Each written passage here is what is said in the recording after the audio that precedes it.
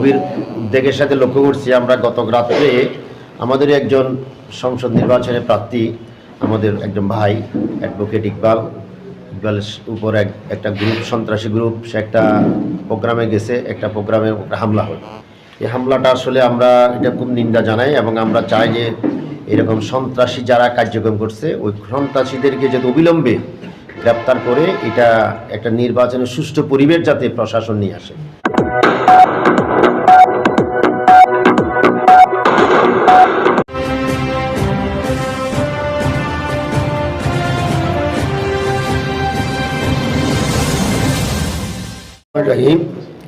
সম্মানিত সাংবাদিক ভাইরা এবং সম্মানিত রাঙ্গুনিয়াবাসী, আসসালামু আলাইকুম রহমতুল্লাহ বরকাতুহু।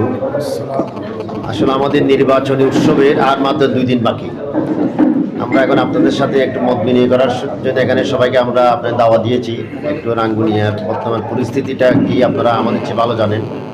আমরা একটা তো গভীর উদ্বেগের সাথে লক্ষ্য করছি, আমরা গত রাত্রে আমাদের একজন সংসদ নির্বাচনের প্রার্থী, আমাদের একজন ভাই অ্যাডভোকেট ইকবালের উপর একটা গ্রুপ, সন্ত্রাসী গ্রুপ, সে একটা প্রোগ্রামে গেছে, একটা প্রোগ্রামে হামলা হয়।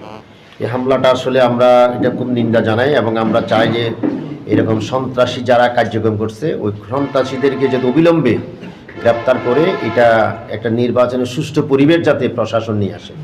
আপনারা আরও দেখেছেন, এটা আসলে ওদের এই যে দলের পক্ষ থেকে যে ঘটনাটা ঘটলো, এরা কিন্তু তা আরও কয়েকদিন আগে 6 তারিখ আপনারা দেখেছেন আমাদের মহিলাদের উপর হামলা করেছে 1 নম্বর নোয়াগাঁ ইউনিয়ন, এবং আমাদের কয়েকজন ভাইকে আহত করেছে, কয়েকজনের মাথায় আহত করে, কয়েকজন হাসপাতালে ভর্তি ছিল। আমরা এটা মামলা করেছিলাম, কিন্তু এখন পর্যন্ত তাদের কাউকে গ্রেপ্তার হয়নি। ওটা যদি গ্রেপ্তার হতো তাহলে কিন্তু এই ঘটনা আর ঘটনার দুঃসাহস দেখাতো না।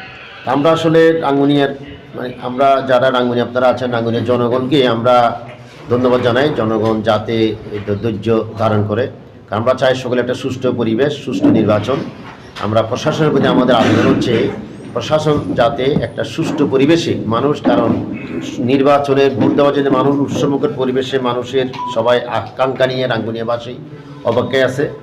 আমরা প্রশাসন ইনশাল্লাহ আমরা আশা করব একটা সুষ্ঠু নির্বাচন উপহার দিবে, কারণ রাঙ্গুনিয়ার মানুষ চায় যে একটা সুষ্ঠু নির্বাচন, এবং সুষ্ঠু নির্বাচনের মাধ্যমে মানুষের ভোটাধিকার যদি প্রয়োগ হয় এবং মানুষের পছন্দনীয় প্রার্থী যাতে নির্বাচনে জয়ী আসতে পারে।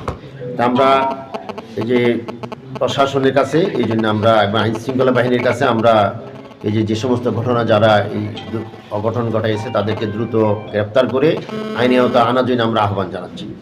আমরা আসলে বেশি কথা বলবো না, আমরা রাঙ্গুনিয়াবাসীকে আমরা আশা করব আমরা কেউ উস্কানিতে আমরা পা দিব না, কারণ কিছু বিশেষ মহল ওরা উস্কানি, গুজব, বিভিন্নভাবে ভয় ভীতি প্রদর্শন করে নির্বাচনী পরিবেশকে নষ্ট করতে চাচ্ছে।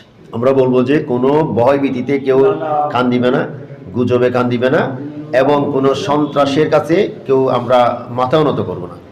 আমরা সবাইকে আহ্বান করব, কারণ ইতিমধ্যে অনেক জায়গায় আমরা খবর পাচ্ছি, অনেক জায়গায় ভয় ভীতি প্রদর্শন করা হচ্ছে। বিশেষ করে আমাদের সংখ্যালঘু যারা আছে ওনাদের কাছে বিভিন্ন জায়গায় হুমকি দিচ্ছে যাতে ভোট কেন্দ্রে না আসে।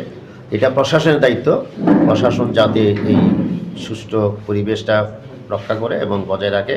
তো আমরা আশা করব ইনশাল্লাহ, আমরা খুব আশাবাদী।